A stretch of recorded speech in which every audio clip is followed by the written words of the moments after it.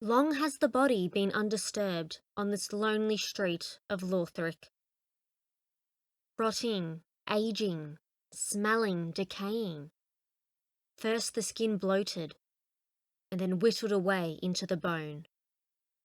The blood dried in his very veins. The eyes were long pecked out by the crows, his weapons having been scavenged by the thieves that plague Lothric. Thieves such as the master of them all, Grey Rat. Then his armour began to rust and break.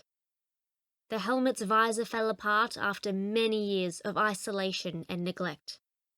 The iron bits of the suit decayed and became brittle, diminishing to the point that a single poke would send it flying away as dust in the breeze. The insignia of the kingdom he served decayed over many years, until the paint itself was ill-recognizable. The warrior's identity was unknown. How long he had been here was unknown. Whether he was truly a man or instead a woman was unknown. But what was true was that the only thing left of him was a thin soul, one that remained in his bosom for the longest of times. It burned within, waiting to be absorbed or swallowed by passers-by, but no one wanted it. The hollows took no notice.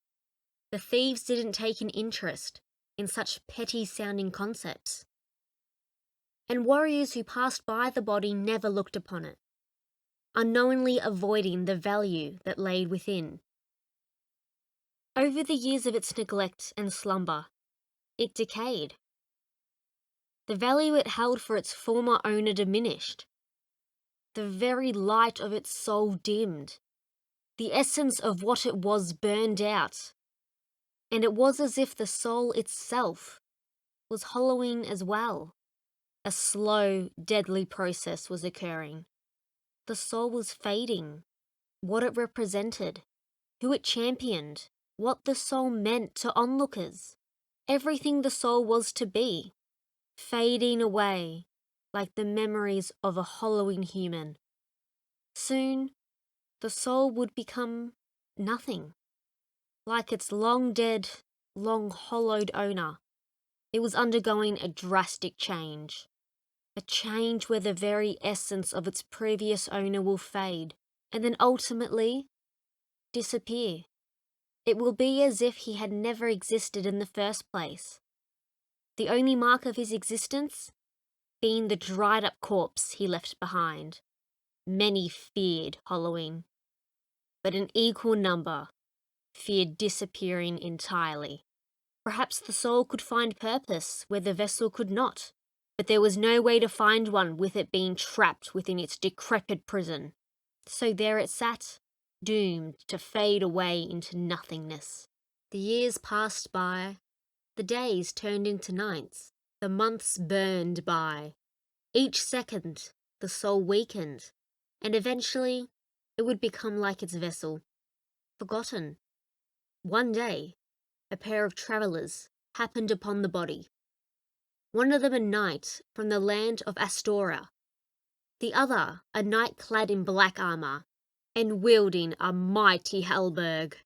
The knight of Astoria stopped when she noticed the corpse. Horus, She called out to her travelling companion, stopping him in his tracks. He turned about and watched her approach the corpse. Slowly, she advanced on it, wary that it could come to life any moment and attack her, much like most of the hollows in the city, lying in wait for the next human victim. Kneeling, she looked the body over. A small sigh followed as she realized this body is an old ruin of what was once a possibly noble and brave warrior. But there was something else that drew her attention. A feeling that drew her to notice the old corpse in the first place.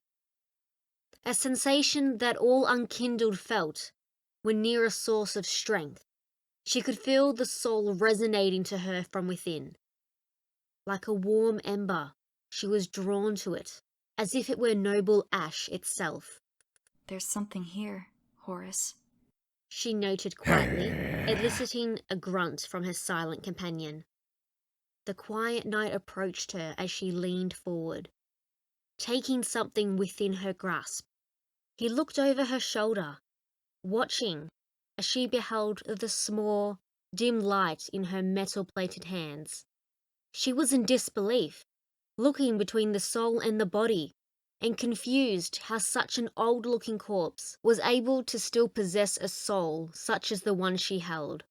It was dim, and it was small, as if it were in its final stages of life, all alone on its own.